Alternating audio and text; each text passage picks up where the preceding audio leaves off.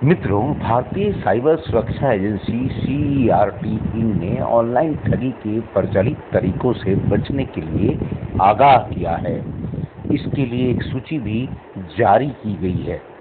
इस सूची में पैसे ऐंठने और निजी डेटा चुराने के लिए इस्तेमाल किए जाने वाले डिजिटल अरेस्ट सहित 10 तरीकों का उल्लेख किया गया है। गौरतलब है कि पीएम मोदी भी मन की बात कार्यक्रम में लोगों को इस तरह की धोखाधड़ी से सावधान रहने के लिए कह चुके हैं।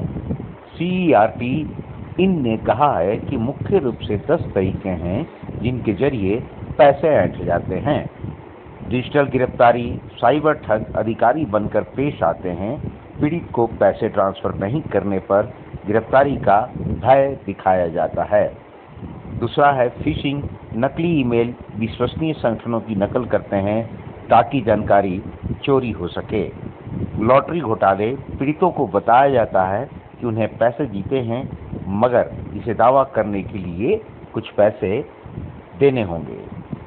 इसी तरह नकली नौकरी लिस्टिंग नए स्नातकों को निशाना बनाती है, तो तकनीकी सहायता घोटाले: कंप्यूटर तक पहुंच पाने की वायरस की चेतावनी दी जाती है।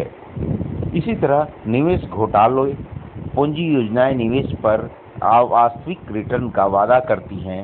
नकली चैरिटी घोटाले भी धोखाधड़ी की वेबसाइटें गैर मौजूद कारणों के लिए दान मांगती हैं, तो पीड़ितों को पार्सल के लिए कानूनी कार्रवाई की धमकी दी जाती है।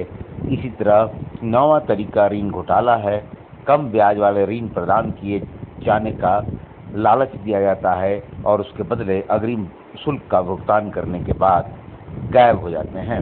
कैश ऑन डिलीवरी: पैसे का ट्रांसफर करना, सस्ते सामान का ऑफर। सीईआरटी ने कहा है कि प्रतिक्रिया देने से पहले स्थिति का शांतिपूर्वक आकलन करने के लिए कुछ समय लें। व्यक्तिगत जानकारी साझा करने से बचें। फोन या वीडियो कॉल पर कभी भी संवेदनशील व्यक्तिगत या वित्तीय साझा न करें। इससे इस बात पर जोर दिया कि लोगों को दबाव में धन हस्तांतरित नहीं करना चाहिए।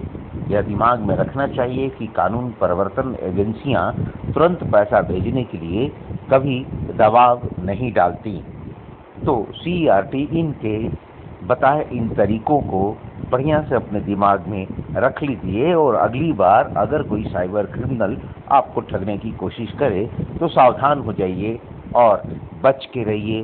सावधानी ही मात्र एक उपाय है, तभी आप बच सकते हैं जब आप सावधान रहें। और इन तरीकों साइबर ठगों से सावधान रहने का एक ही तरीका है कि उनके तरीकों को पहचानें और हर कॉल पर सावधानी नहीं रहें बल्कि संदेह भी करें।